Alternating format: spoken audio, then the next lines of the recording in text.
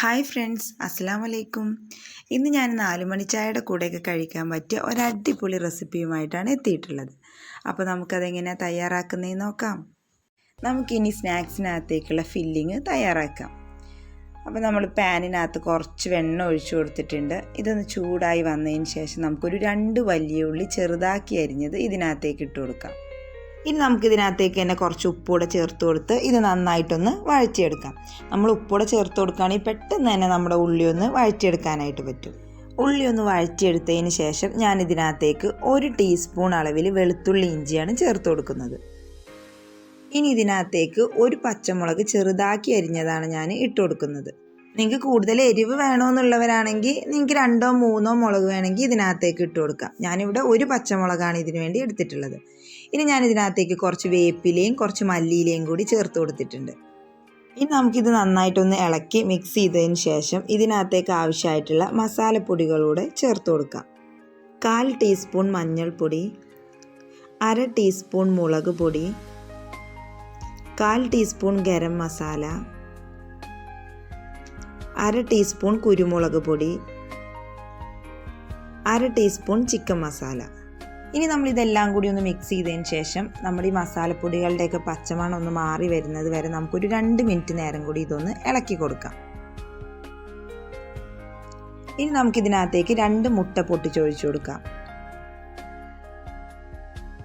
ഇനി നമ്മൾ ഈ 2 മുട്ടയും കൂടി ഇതിനകത്ത് നന്നായിട്ടൊന്ന് മിക്സ് ചെയ്ത് കൊടുക്കണം. ഇനി ഈ മുട്ടയിലെ വെള്ളം ഒന്ന് വറ്റി വരുന്നത് വരെ നമ്മളിത് കൈയെടുക്കാതെ ഇതുപോലെ ഒന്ന് ഇളക്കി കൊടുക്കണം. എന്നിട്ട് ഉള്ളി മുട്ടയും കൂടി ഈ ഒരു പരുവത്തിലാവുന്നത് വരെ വേണം നമ്മളിത് ഇളക്കി കൊടുക്കാനായിട്ട്. ഇനി ഞാൻ ഇതിനകത്തേക്ക് 2 ഉരുളക്കിഴങ്ങാണ് ചേർത്ത് കൊടുക്കുന്നത്. ഇത് ഞാൻ ഉപ്പും മഞ്ഞളും കൂടെ ഇട്ടൊന്ന് വേവിച്ചെടുത്തതാണ്. ഇതൂടെ നമുക്കിതിനകത്തേക്ക് ചേർത്ത് കൊടുത്ത് നന്നായിട്ടൊന്ന് മിക്സ് ചെയ്തെടുക്കാം. ഇനി ഞാൻ ഇതിനകത്തേക്ക് ചേർത്ത് കൊടുക്കുന്നത് ബ്രെഡ് പൊടിയാണ്. ഇവിടെ ഞാനൊരു 4 ബ്രെഡ് എടുത്തിട്ട് നമ്മുടെ മിക്സിയുടെ ജാറിലിട്ടൊന്ന് പൊടിച്ചെടുത്തതാണ്. നിങ്ങളുടെ കയ്യിൽ ബ്രെഡ് ഇല്ലെങ്കിൽ നിങ്ങൾക്ക് റസ്ക് പൊടി വെച്ചിട്ടും ഇതുപോലെ തന്നെ ചെയ്തെടുക്കാം.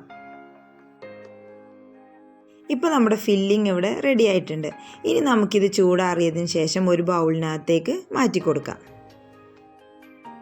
ഇപ്പോൾ നമ്മൾ ഉണ്ടാക്കിയിട്ടുള്ള ഫില്ലിംഗ് ഇവിടെ നന്നായിട്ടൊന്ന് ചൂടാറിയിട്ടുണ്ട്. ഇത് ഞാൻ കുറച്ച് ബ്രെഡ് പൊടിച്ചെടുത്തതാണ്. ഇനി ഞാനിവിടെ ഒരു ബൗൾ എടുത്തിട്ടുണ്ട്. ഇതിനകത്തേക്ക് ഞാനൊരു 3 ടീസ്പൂൺ കോൺഫ്ലവർ ഇട്ട് കൊടുക്കുന്നുണ്ട്. ഇതിലേക്ക് കുറച്ച് വെള്ളം ഒഴിച്ചു കൊടുത്ത് ഇതൊന്ന് ലൂസാക്കി എടുക്കണം.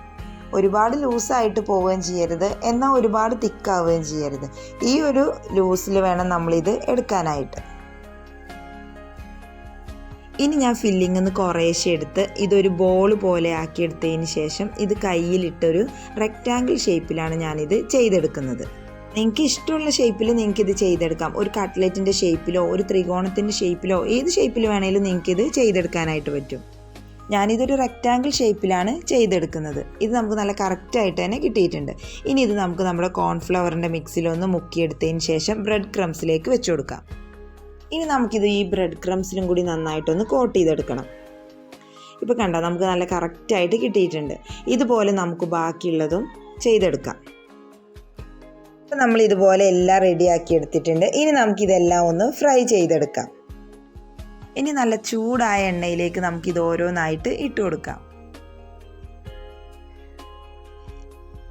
ഇനി നമുക്കിതൊരു മീഡിയം ഫ്ലെയിമിലേക്കൊന്ന് കുറച്ച് കൊടുക്കാം. നമ്മൾ ഒരിക്കലും ലോ ഫ്ലെയിമിലിട്ട് കുക്ക് ചെയ്തെടുക്കരുത്. ചൂട് കുറവായി കഴിഞ്ഞിട്ടുണ്ടെങ്കിൽ ഇത് പെട്ടെന്ന് തന്നെ ഓരോന്നും പൊട്ടിപ്പോരാനായിട്ട് തുടങ്ങും.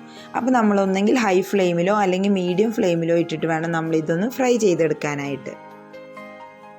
ഇതിൻ്റെ ഒരു വശം ഒരു ബ്രൗൺ കളറായി വന്നിട്ടുണ്ട്. ഇനി നമുക്കിത് ഓരോന്നൊന്ന് മറിച്ചിട്ട് കൊടുക്കാം. ഇപ്പോൾ ഇതിൻ്റെ 2 വശവും നന്നായിട്ടൊന്ന് ഫ്രൈ ആയിട്ട് വന്നിട്ടുണ്ട്. ഇനി നമുക്കിത് എണ്ണയിൽ നിന്ന് കോരി മാറ്റാം. ഇനി ബാക്കിയുള്ള സ്നാക്സും നമുക്ക് ഇതുപോലെ തന്നെ ഒന്ന് ഫ്രൈ ചെയ്തെടുക്കാം. നമ്മൾ വൈകിട്ട് ചായയൊക്കെ കുടിക്കുന്ന സമയത്ത് അതിൻ്റെ കൂടെയൊക്കെ കഴിക്കാൻ പറ്റിയ നല്ലൊരു സ്നാക്സ് തന്നെയാണിത്. നിങ്ങളെല്ലാവരും വീട്ടിൽ ഇതൊന്ന് ട്രൈ ചെയ്ത് നോക്കണം. നിങ്ങൾക്ക് എൻ്റെ വീഡിയോ ഇഷ്ടമായാൽ ലൈക്ക് ചെയ്യാനും ഷെയർ ചെയ്യാനും സബ്സ്ക്രൈബ് ചെയ്യാനും മറക്കരുത്. മറ്റൊരു അടിപൊളി റെസിപ്പിയുമായി നമുക്ക് വീണ്ടും കാണാം.